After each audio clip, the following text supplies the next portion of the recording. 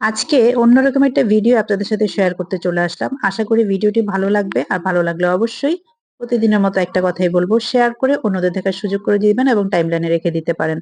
এখানে আমি ছোলা বুটের ডাল নিয়েছি, আমি আজই নিয়ে এসেছি, আমি এভাবেই রেখে দেই।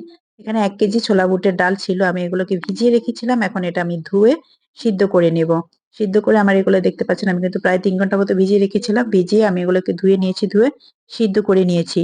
সিদ্ধ করে আমি এই যে ধোঁয়া উঠছে এখনো, আমি ঝাঁঝরিতে ঢেলে নিয়েছি। 80% এর মতো কুক করবেন বা 70% কুক করবেন, এর বেশি কুক করার দরকার নেই। এরপরে আমি এটাকে এই যে ঠান্ডা পানি দিয়ে দিচ্ছি যাতে রান্নার প্রসেসটা এটা বন্ধ হয়ে যায়। এটা কিন্তু আমি কিছুক্ষণ রেখে দিয়েছিলাম, ঠান্ডা হয়ে গিয়েছে। এখন আমি এ পর্যায়ে কি করব, আমি এই যে সয়াবিন তেল দেখতে পাচ্ছেন, সাদা সয়াবিন তেল বা সানফ্লাওয়ার অয়েল, আমার এটা সানফ্লাওয়ার অয়েল ছিল। এভাবে তেল মিক্স করে দিবেন। মিক্স করে পলি ব্যাগে মুড়িয়ে তারপরে একটা বক্স করে রেখে দিবেন ডিপ ফ্রিজে।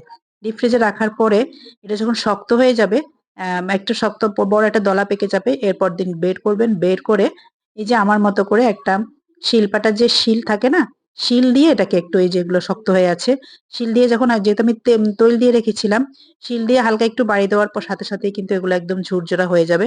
তখন নিজের পরিমাণ মতো যতটুকু লাগবে ততটুকু নিয়ে আপনারা যে কাজে ব্যবহার করুন না কেন, এখান থেকে নিয়ে রান্না করতে পারবেন বা যে জিনিসটাই তৈরি করুন না কেন। ভিডিওটি কেমন লাগলো অবশ্যই জানাবেন। আর আমরা সবাই জানি ডাল, বুটের ডাল বা যে কোনো ডাল এভাবে পড়ে থাকলে কিন্তু কালো কালো পোকা হয়ে যায়। পোকা থেকে রক্ষা পাওয়ার কিন্তু এই একটা মাত্র উপায়। আমি সবসময় এভাবেই করি।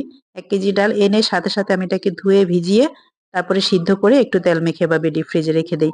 আইডিয়াটি কেমন লাগলো অবশ্যই কমেন্ট করে জানাবেন এবং শেয়ার করে দিবেন। ধন্যবাদ।